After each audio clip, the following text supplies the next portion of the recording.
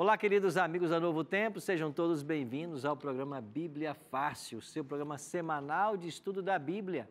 Nós estamos aqui com um grupo de 10 amigos na segunda temporada do tema Santuário, o caminho de Deus. E você é muito bem-vindo. Nós estamos aqui no pátio de um cenário cenográfico do santuário.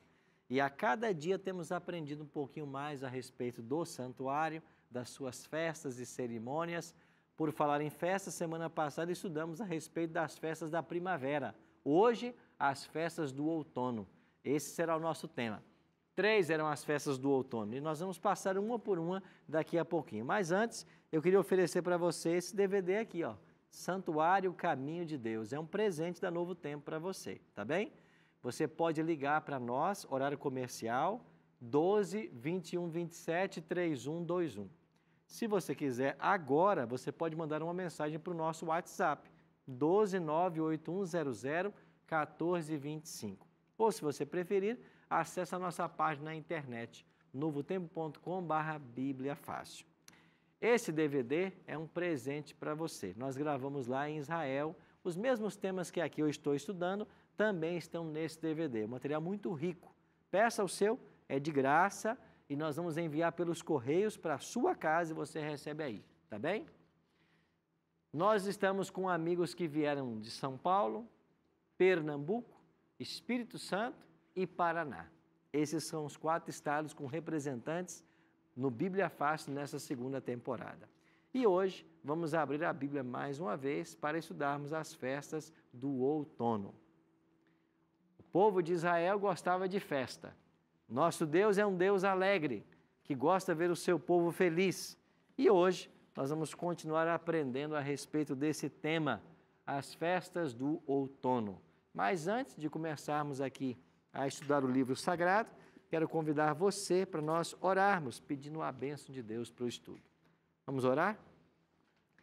Pai querido, muito obrigado por estarmos juntos mais uma vez para estudarmos a Tua Palavra. Que o Teu bom e Santo Espírito nos ajude e que nós compreendamos a Tua vontade para a nossa vida. Oramos em nome de Jesus. Amém. Então vamos lá para o nosso estudo de hoje, as festas do outono. Eu já disse que o povo celebrava 7 festas ao longo do ano. Estas festas comemoravam eventos importantes da história nacional, por exemplo, a Páscoa. A Páscoa celebrava a libertação do cativeiro do Egito. Era uma celebração nacional, mas as festas também apontavam para eventos futuros. E a Páscoa apontava para Cristo, que seria imolado como Cordeiro Pascal. A festa das primícias apontava para a ressurreição de Cristo. Bom, nós faremos uma breve recapitulação. Estas 7 festas celebradas por Israel era uma janela para o conhecimento da salvação. Deus, através de todas as festas, os simbolismos, ensinava como é que o ser humano pode ser salvo. Ensinava também que a religião é festiva, a religião é alegre, porque Deus é um Deus de alegria. É verdade que você não vê Cristo sorrindo na Bíblia. Ah, Cristo sorriu. Você não vê, mas Cristo era uma pessoa alegre, altamente sociável. Você vai vê-lo jantando com os pecadores, você vai vê-lo numa festa de casamento, você vai vê-lo rodeado das multidões e você acha que as multidões estariam atrás de uma pessoa carrancuda, cara fechada? Não. As crianças gostavam de Jesus. Já viu criança se aproximar de gente de cara feia, gente mal-humorada? As crianças correm desse tipo de gente. Então o cristão não pode ser assim. O cristão tem que ser alegre. A alegria, diz a palavra de Deus, aformoseia o rosto e o coração alegre, diz o sábio Salomão, é bom remédio. Sabe por quê? As pessoas alegres vivem mais. Agora, quem está sempre reclamando da vida, quem está sempre lamuriano, quem é um poço de rancor, isso aí logo dá um câncer e morre. Morre logo. A religião é festiva. Ela tem que trazer para nós alegria, vida, porque Cristo nos libertou do pecado, da morte. Nós vamos viver eternamente, é só uma questão de tempo.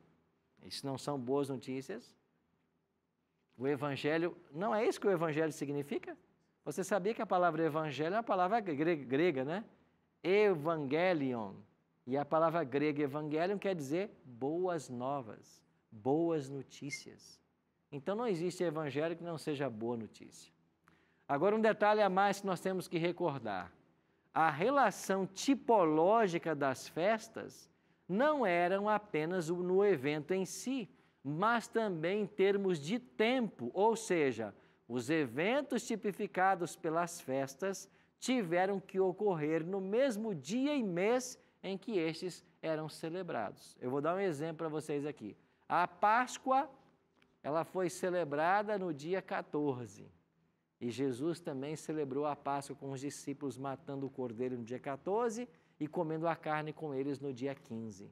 E ele morreu no dia 15 também, como apontavam os sacrifícios do santuário, apontavam para a morte de Cristo.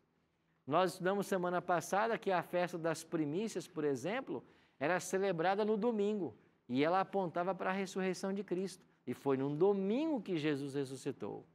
Ou seja, as festas, não apenas na sua tipologia, têm o seu cumprimento, mas elas aconteciam na mesma data em que eram celebradas lá em Israel.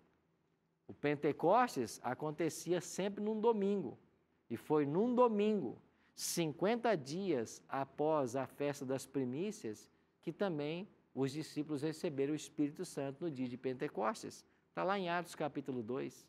Então, estas festas têm muito a ensinar para mim e para você.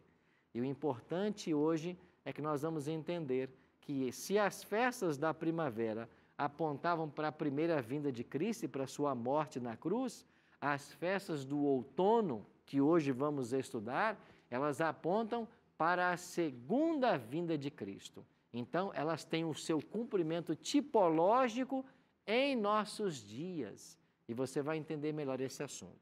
Então, hoje vamos estudar 3 festas.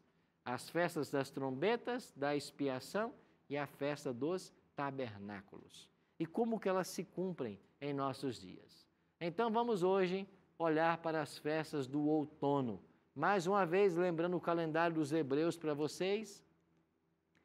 As festas da primavera aconteciam nos meses de Nisan e também de Liar, e as festas do outono aconteciam no 7º mês, que era o mês de Tishri.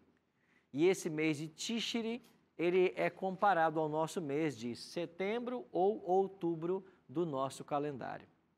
Ana, pois não? É por causa dessas festas que seriam realizadas nos domingos que a católica trocou o sábado pelo domingo? Não. A Igreja Católica, quando alega a troca do sábado para o domingo, o argumento é a ressurreição de Cristo. Então, Jesus ressuscitou no domingo e é por isso que a gente, então, santifica o domingo, porque ele tornou esse dia um dia especial. Mas eu vou voltar a esse ponto, tá ok?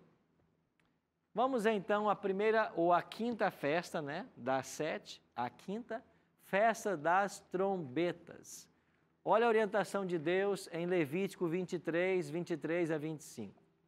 Disse mais o Senhor a Moisés: fala aos filhos de Israel, dizendo: no mês 7º, Tishri, ao primeiro dia do mês, ao primeiro do mês, tereis descanso solene, memorial, com sonidos de trombeta, santa convocação. Nenhuma obra servil fareis, mas trareis ofertas queimadas ao Senhor. Então, no primeiro dia do mês de Tishri, que seria mais ou menos o nosso outubro, acontecia a festa das trombetas. O trabalho era proibido, ou seja, tinha que ser um dia de descanso para todo Israel. Eles apresentavam suas ofertas, trombetas eram tocadas e também era tocado o shofar. O que é o shofar? É isso aqui, é o chifre de carneiro. Então, os mestres de cerimônia lá em Israel tocavam o shofar, tocavam-se também trombetas, e esta festa acontecia no primeiro dia do 10º mês, ou do 7º mês, melhor. Essa festa, ela na realidade não tinha em si mesmo um objetivo. Ela tinha um objetivo de chamar a atenção para a próxima festa, que só aconteceria no 10º dia. Então, no primeiro dia, as trombetas eram tocadas para dizer, daqui a mais 9 dias vai chegar a próxima festa, que é a festa da expiação, que é uma festa muito especial. Ok? Sim, Eva? Pastor, tenho 2 perguntas. Sim. Os judeus comemoram essas festas ainda, essas 7 festas? Ainda hoje eles celebram essas festas. Porque, nesse caso, então, eles estão apontando sempre para a primeira vinda de Cristo, é isso? 4 apontavam para a primeira vinda e 3 para a segunda. Sim, mas eles não sei se eles creem em Então, Jesus. eles, alguns judeus ainda celebram as festas e alguns deles ainda esperam a vinda de um Messias. Tá, ok? entendi, obrigada. Então, esta festa, ela tem uma tipologia. O objetivo é chamar a atenção para a próxima festa, que é a festa da expiação. Ou seja, é um preparo para o juízo. E como eu posso entender a aplicação dessa festa hoje? Se era um anúncio para a chegada do juízo, então eu entendo que o seu cumprimento tipológico se deu com o grande movimento missionário que aconteceu nos séculos XIX e início do século XX. Esses movimentos missionários chamaram a atenção para as profecias de Daniel e Apocalipse, especialmente Daniel. E em Daniel nós encontramos ali a profecia da purificação do santuário, que hoje vamos entender um pouquinho melhor. E em Apocalipse encontramos ali a pregação das 3 mensagens angélicas, 3 anjos que vêm voando pelo meio do céu, com 3 mensagens específicas para o tempo do fim. Então nós entendemos de que o cumprimento tipológico da festa das trombetas apontava para esse despertamento religioso que aconteceria quando se aproximasse o dia do juízo, tipificado pela próxima festa que agora vamos estudar. A 6ª festa era chamada festa da expiação. A palavra expiação significa também purificação.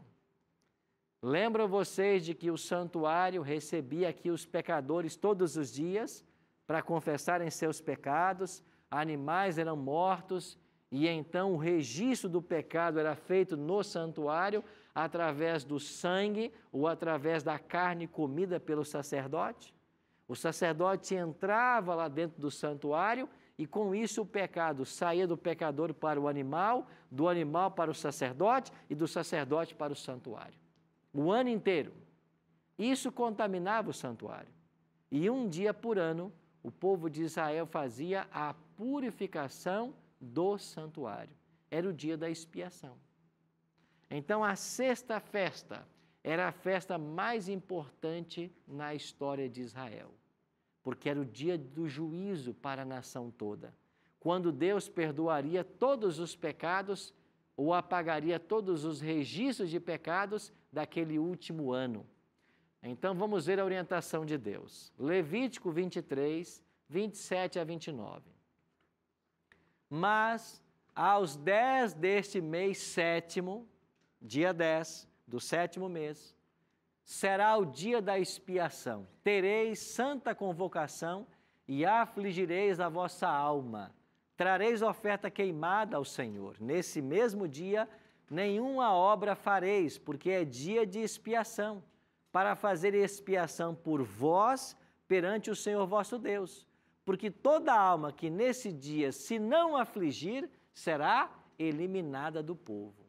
Então, no primeiro dia, as trombetas eram tocadas, o chofar era tocado. Olha, daqui a 9 dias vai ser o dia da expiação. Então, no 10º dia, ninguém pode trabalhar. Era chamado de um sábado, porque a palavra sábado significa descanso, cessação. Então, era um sábado. Um sábado cerimonial nós chamamos.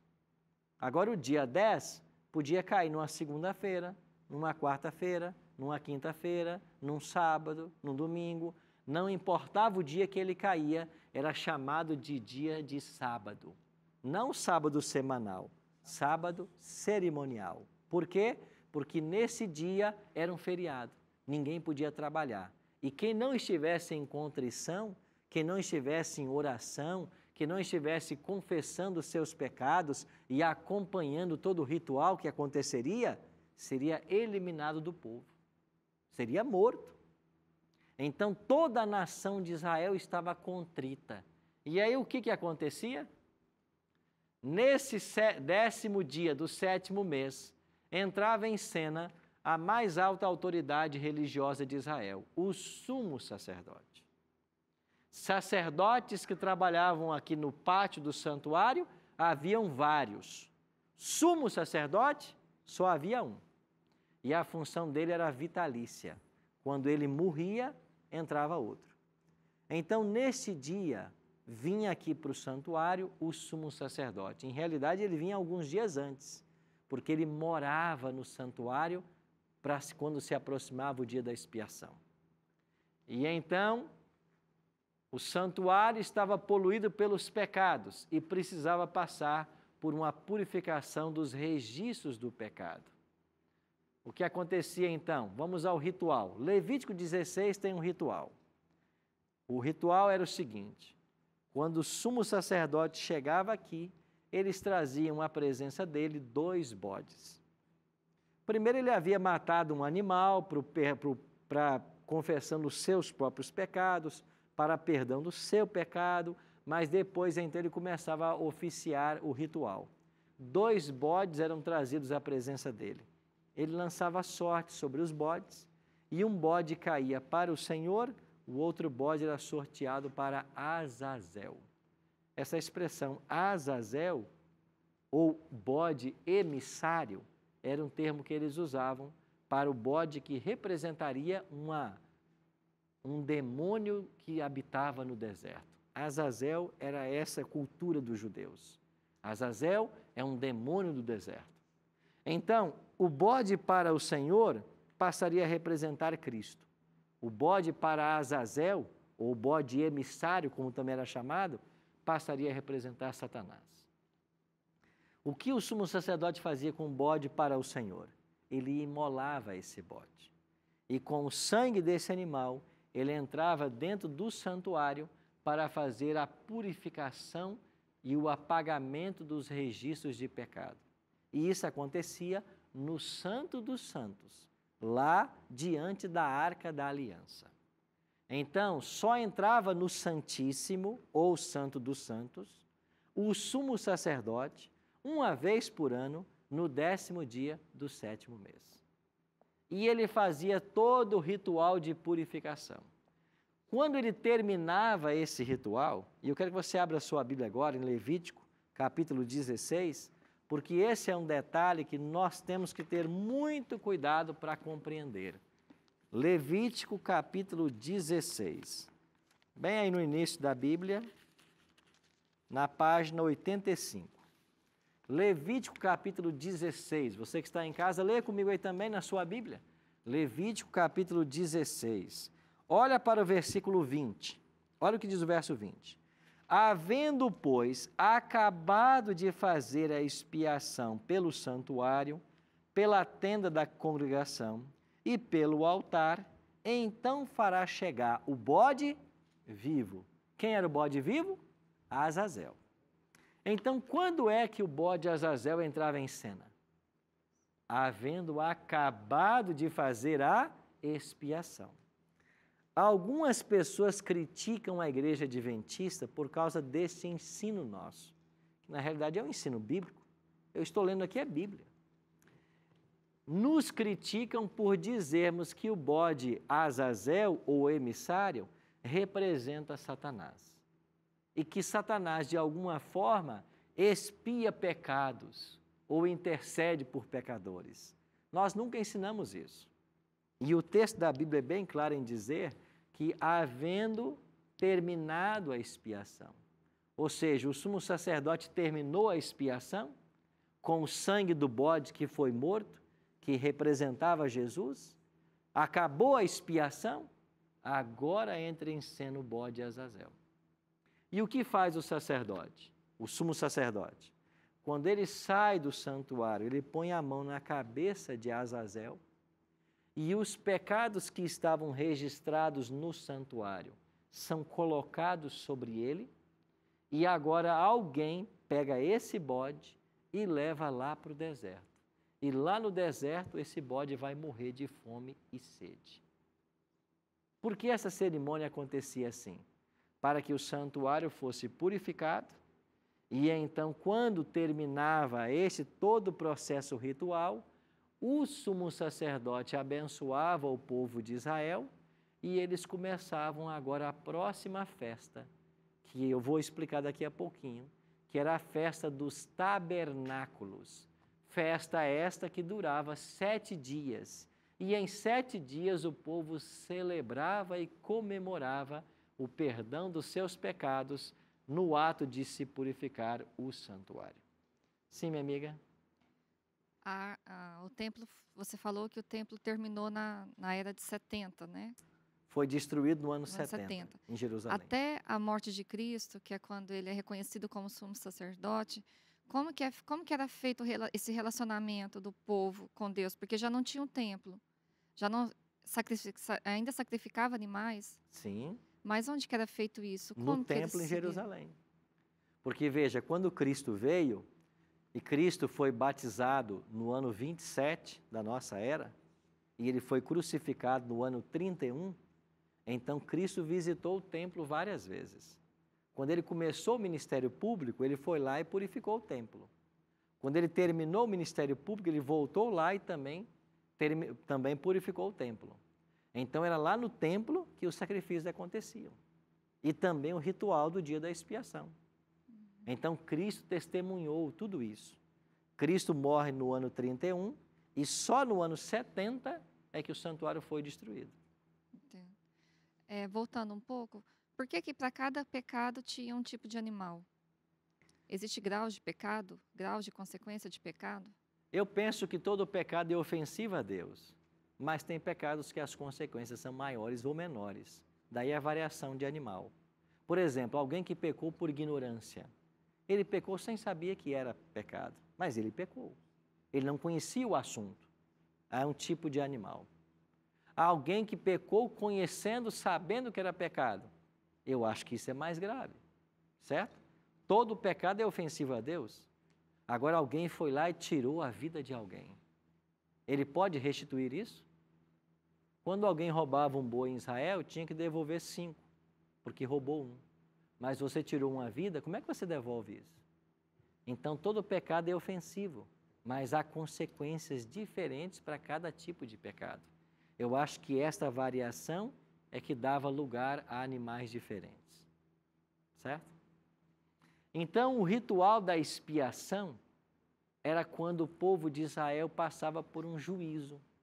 Todo mundo estava em contrição, todo mundo tinha que ficar em oração, até que o sumo sacerdote terminasse o ritual. E quando ele terminava o ritual, os pecados que estavam registrados no santuário, então eram apagados. A isso nós chamamos de, ou a Bíblia chama de, a purificação ou a expiação do santuário. Agora, esta festa tem o seu cumprimento tipológico em nossos dias. Para onde que ela aponta? Ela ilustra a obra de Cristo em favor do pecador. O sacrifício de Cristo foi completo, mas os registros dos pecados permanecem no santuário celestial. É por isso que no dia do juízo os livros são abertos e cada um de nós será julgado pelas coisas que se acham escritas no livro. E quando o livro for aberto, lá está o registro do pecado, mas junto com o registro pode estar a palavra perdoado ou não perdoado. Então, se estiver escrito perdoado, é porque você foi perdoado quando você confessou. Agora, no juízo, esse registro vai ser completamente apagado da sua história. Um outro detalhe, a obra de intercessão e julgamento é prefigurada nessa cerimônia. Então, assim como o sumo sacerdote entrava em cena, em algum momento da história, Cristo também entraria em cena, como sumo sacerdote, para começar o juízo. E segundo nós entendemos das profecias de Daniel, este juízo começou no dia 22 de outubro de 1844. E ele vai terminar quando Jesus estiver para voltar à terra. Agora, como, pastor, que você afirma que esse juízo começou no dia 22 de outubro de 1844? É porque em Daniel 8,14 é dito que quando se passassem 2.300 tardes e manhãs, o santuário seria purificado. Essa é a profecia de Daniel 8,14. Eu vou voltar a essa profecia em programas mais à frente. Então, se você começa a contar esse período no evento que a própria Bíblia me indica, em Daniel 9, 24 a 27, que é o decreto para restaurar e edificar Jerusalém, e esse decreto foi promulgado no ano 457 antes de Cristo, eu sou levado então ao ano 1844. Então, do ano 457 antes de Cristo, quando Artaxerxes publica o seu decreto, está aqui em Esdras capítulo 7, você viaja 2.300 anos e você chega ao ano de 1844. Agora, a expiação em Israel era no dia fixo, 10º dia do 7º mês. Aí quando você pega o dia 10 de Tishri e compara com o nosso calendário, que é o gregoriano, você chega ao dia 22 do mês de outubro. Ou seja, o juízo no céu começa no dia 22 de outubro de 1844, ou começou. Isso quer dizer que nós estamos hoje em pleno juízo. E aí então chegamos à última festa. A festa dos tabernáculos era quando terminava o dia da expiação, por 7 dias eles ofereciam ofertas e no 8º eles tinham a santa convocação. Assim, do dia 15 ao dia 22 do 7º mês, eles celebravam a festa dos tabernáculos. Que era essa festa? Eles moravam em tendas, eles armavam tendas e moravam nessas tendas para lembrar os 40 anos que os seus antepassados haviam vagueado pelo deserto, morando também em tendas. Então, essa festa lembrava o tempo da peregrinação, eles acendiam castiçais, eles cantavam salmos e eles estavam celebrando ali a alegria do povo. Você percebe como essas festas têm um cumprimento muito especial? Eu quero voltar a alguns detalhes dessas festas para ficar claro na minha e na sua mente a importância das mesmas. Vamos para um breve intervalo e daqui a pouquinho a gente está de volta.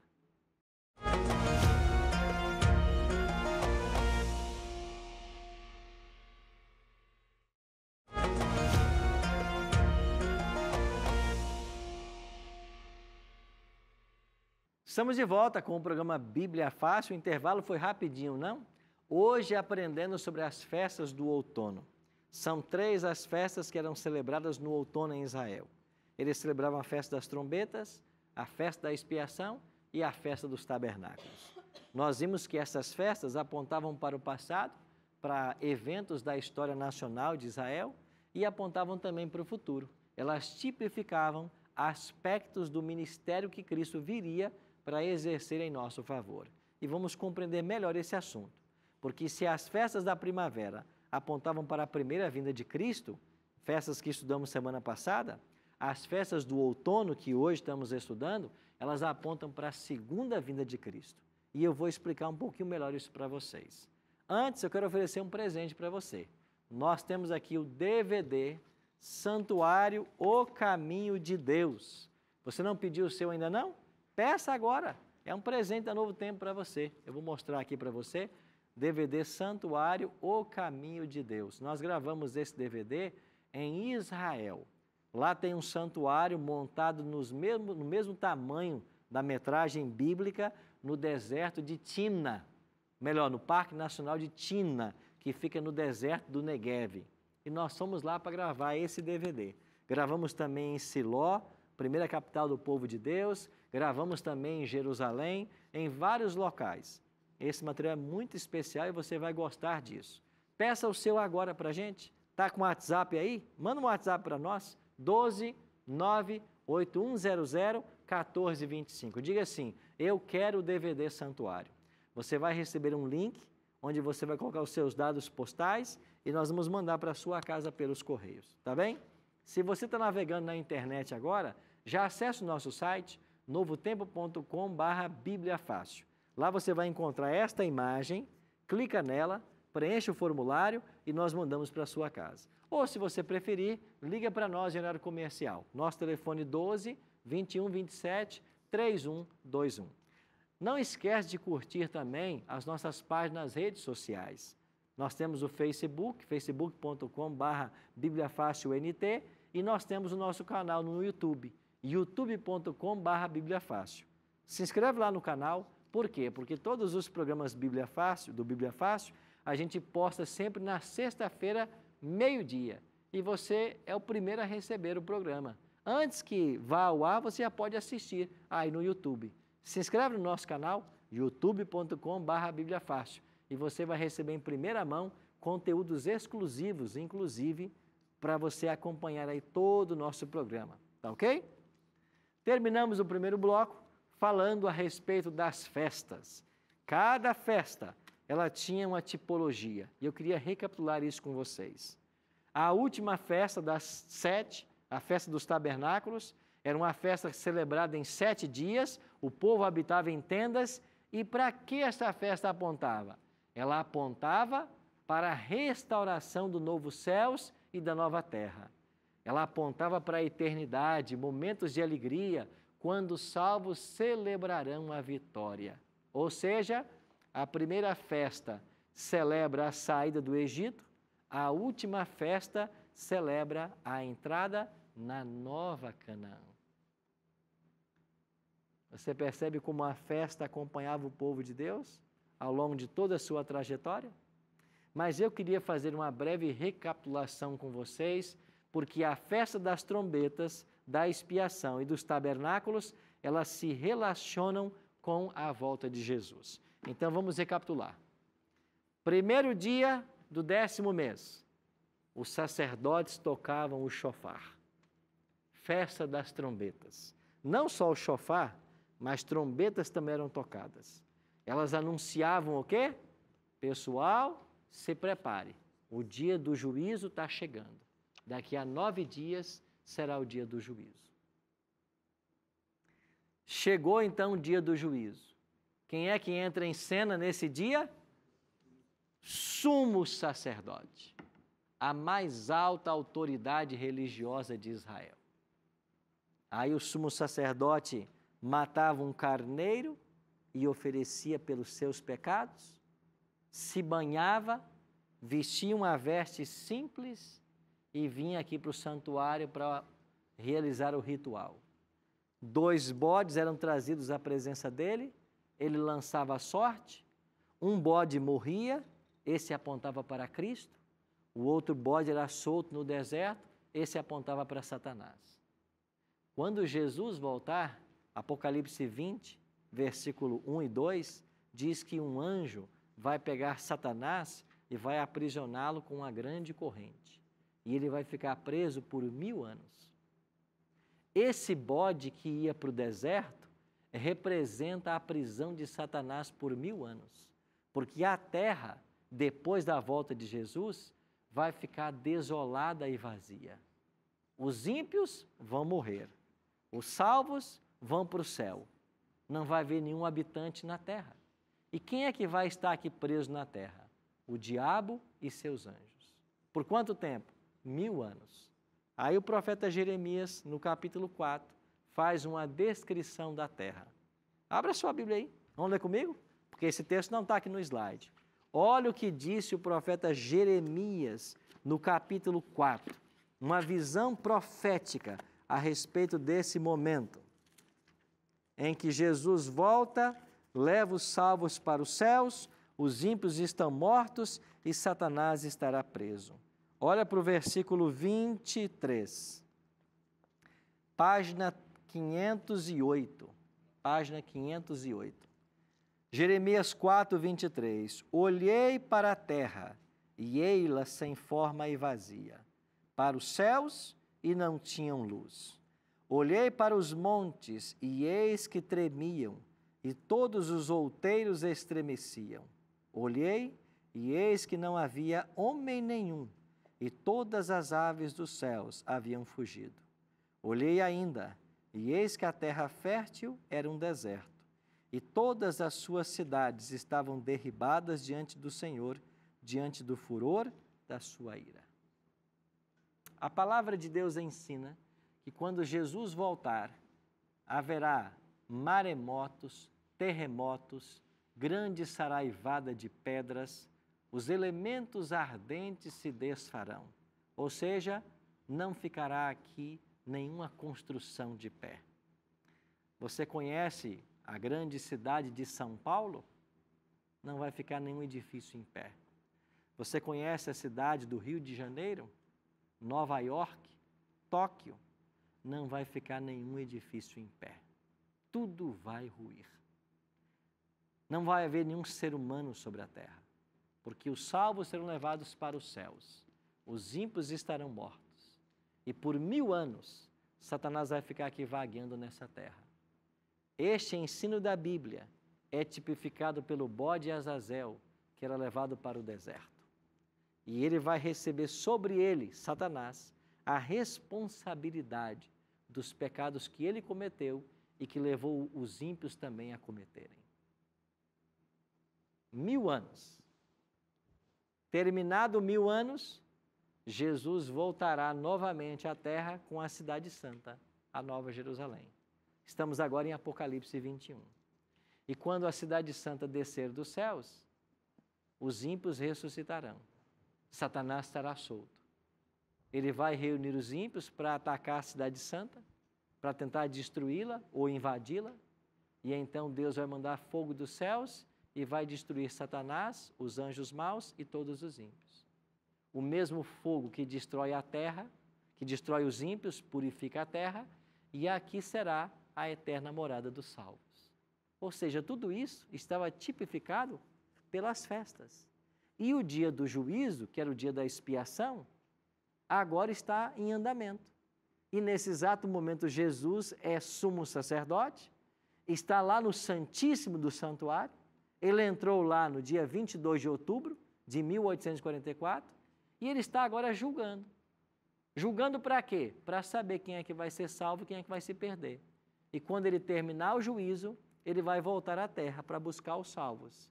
E nós vamos então ter o cumprimento da festa dos tabernáculos, porque vamos para os céus celebrar agora a vitória e a vida eterna. Sim, minha amiga? O julgamento que está acontecendo agora, ele é individual? Ele é pessoas já foram julgadas, quem já morreu? E se sim, onde que essas pessoas estão aguardando? Ele começou em 22 de outubro de 1844. Isso quer dizer que os mortos, começa pelos mortos do juízo, então os mortos estão sendo julgados e muitos já foram julgados. Só que o caso também é para os vivos, porque Jesus vai voltar e vai haver salvos e perdidos vivos sobre a terra. Mas como é que processa então o juízo de quem está vivo?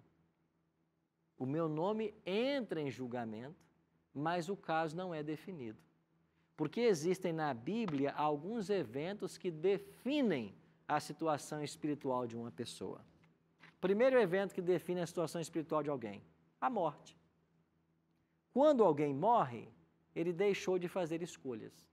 Então, todo mundo, quando morre, ou morre salvo ou morre perdido. É possível mudar esse destino? Não. Quem morreu salvo está eternamente salvo. Quem morreu perdido está eternamente perdido. Então, a morte é um ponto. Segundo ponto, o pecado contra o Espírito Santo. Se alguém está vivo e peca contra o Espírito Santo, o caso dele não tem mais esperança. O que é pecar contra o Espírito Santo? É resistir tanto ao apelo do Espírito Santo, tanto à voz do Espírito Santo, que você deixa de ouvi-lo. E se é o Espírito quem produz arrependimento e você não mais o ouve, você não mais se arrepende. Se você não mais se arrepende, você não tem perdão e nem salvação.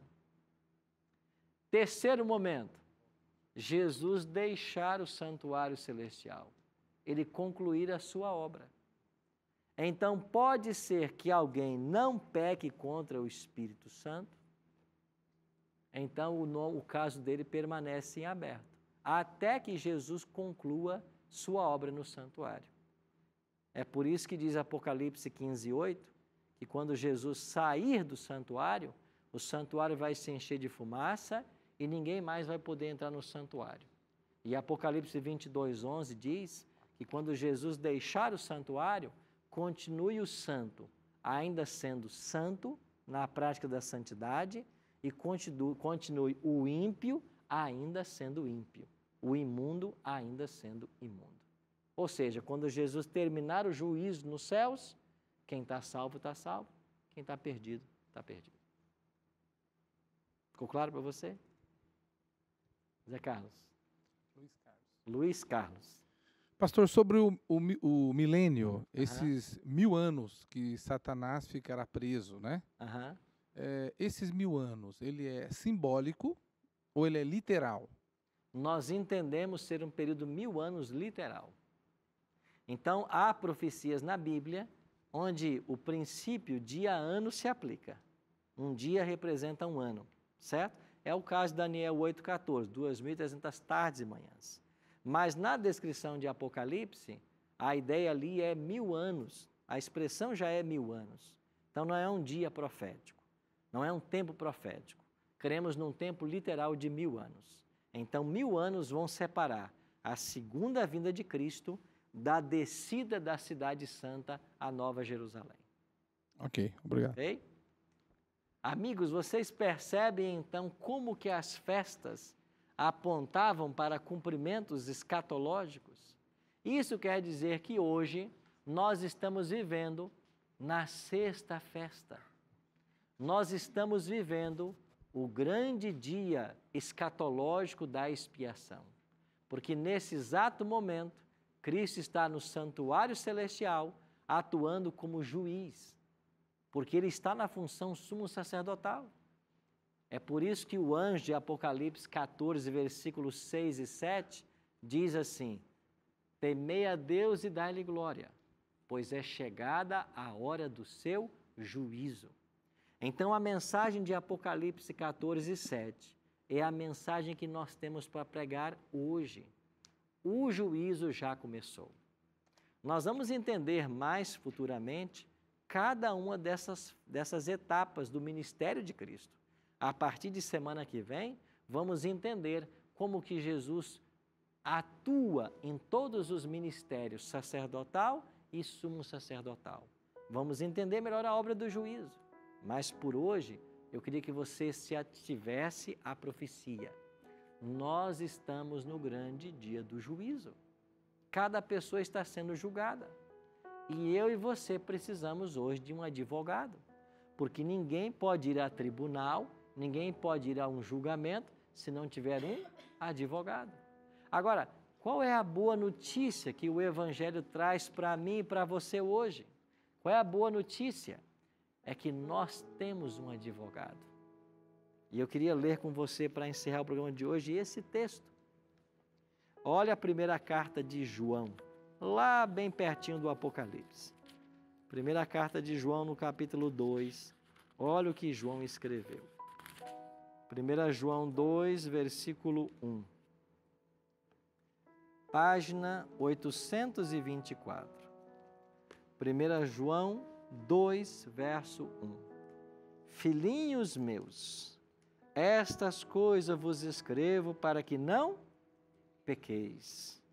Se todavia alguém pecar, nós temos o quê? Um advogado junto ao Pai. Quem é ele? Cristo Jesus, o justo. Então, eu e você vamos a juízo. Mas nós não precisamos temer. Por quê? Porque nós temos um advogado. A grande questão e a grande pergunta é: Jesus já é o teu advogado? Você já entregou sua vida para Ele? Você já abriu a porta do coração para que Ele entrasse? Como diz Apocalipse 3:20, eis que estou à porta e bato. Se alguém ouvir a minha voz e abrir a porta, eu entrarei em sua casa. Eu cearei com ele e ele comigo. Jesus não arromba a porta de coração. Jesus só entra quando nós damos permissão. Por isso, eu queria convidar você hoje a permitir que Jesus entrasse em seu coração. O trio Discípulos vai louvar a Deus mais uma vez. E a música que eles vão cantar, personagem principal. Sabe quem é esse personagem principal da história, da Bíblia? É o Senhor Jesus. É o advogado que quer defender você. E no juízo divino, se ele for o teu advogado, certamente você será salvo. Se ele não for, certamente você estará condenado. Então, enquanto você ouve essa música, eu queria convidar você a tomar hoje a decisão de tê-lo como seu advogado. E se você quiser, aí onde você está em casa, você poderá ficar de pé. Aí em frente da TV. Está vendo pela internet, no computador? Em frente do computador. Enquanto você ouve essa música, personagem principal, se você quiser que Jesus seja o seu advogado, você vai ficar de pé, vai fechar os seus olhos e vai fazer uma oração de entrega, para que Ele ajude você, para que Ele advogue o teu caso e salve você no juízo. E para vocês que estão aqui, o convite é o mesmo. Se você quiser abrir o seu coração para que Ele seja o teu advogado, se você quer ser salvo na volta de Jesus, você também vai poder ficar de pé enquanto o trio cantar, fechar os seus olhos e fazer a sua oração de entrega. Porque só existe uma forma de escapar ao juízo divino, tendo Jesus como advogado. Porque você não tem nada para oferecer. Se o tribunal olhar para a sua vida, para as suas obras, para o seu comportamento, para a sua conduta, você está condenado. Mas se Jesus é o teu advogado, isso quer dizer que a justiça dele vai ser atribuída a você. Aí tudo que ele é, passa a ser considerado seu. E quando o justo juiz olhar para você, ele não pode te condenar, porque ele vai ver em você a justiça de Cristo, não a sua. É por isso que nós somos salvos. O convite está feito. E eu vou convidar o trio Discípulos para que louve a Deus agora.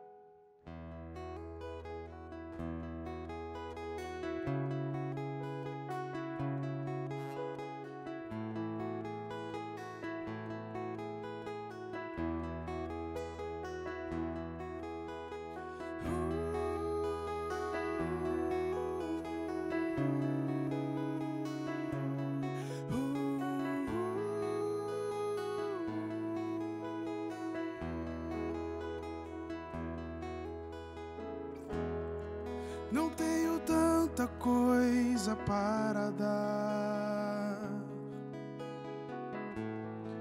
mas o que tenho eu entrego. Meu coração é tudo que estou, e não encontro nada melhor para oferecer.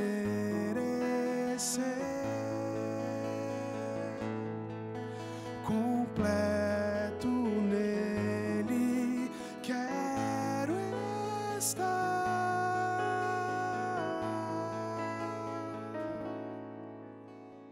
Quero estar ao lado dele, ter alguém pra conversar, sem olhar pra trás, sem nada para atrapalhar. Escrever com ele a história, tendo em vista o que é real, onde Cristo é o personagem principal.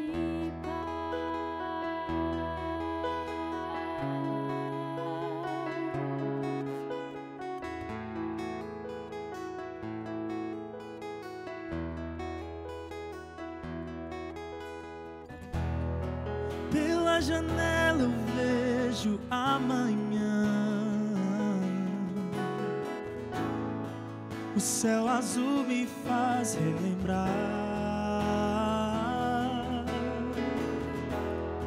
que o teu amor é algo bem maior, que só a cruz é capaz de expressar.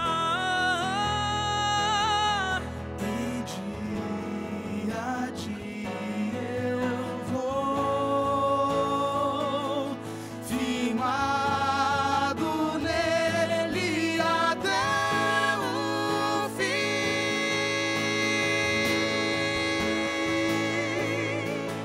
Eu quero estar ao lado dele, ter alguém pra conversar, sem olhar pra trás, sem nada para atrapalhar. Escrever com ele a história, tendo em vista o que é real, onde Cristo é o personagem principal. Ter alguém pra conversar, sem olhar pra trás, sem nada para atrapalhar. Escrever com ele a história, tendo em vista o que é real, onde Cristo é o personagem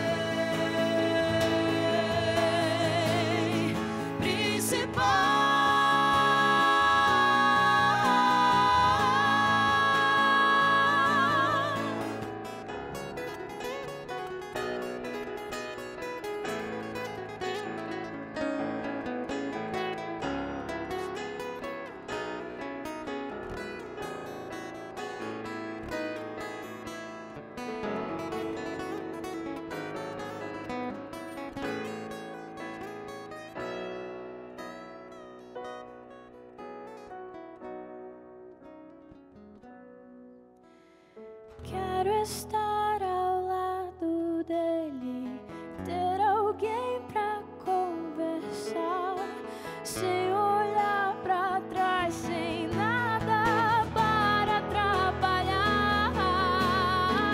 escrever com ele a história, tendo em vista o que é real, onde Cristo é o personagem principal.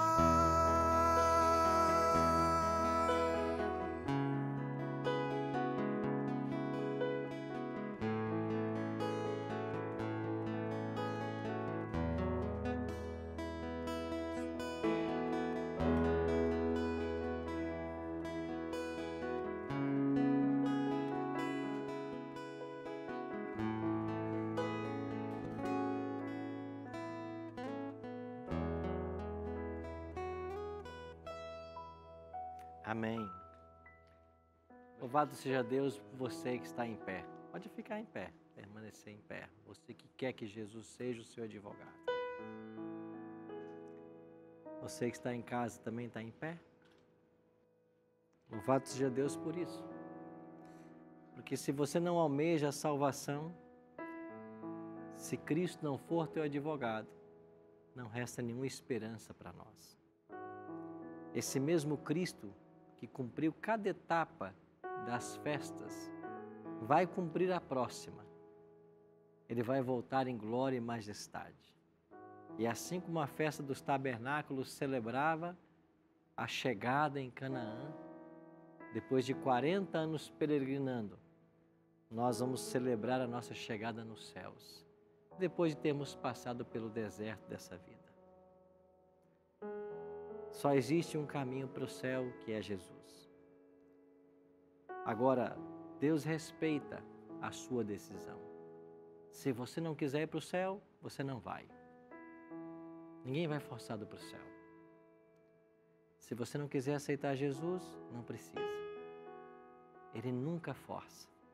Sabe quem força? O diabo.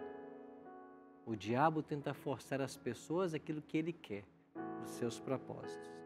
Deus não. Deus simplesmente diz: eu estou à porta e bato. Se você precisa desse advogado na sua vida, que bom que você ficou de pé. Quero orar por você agora.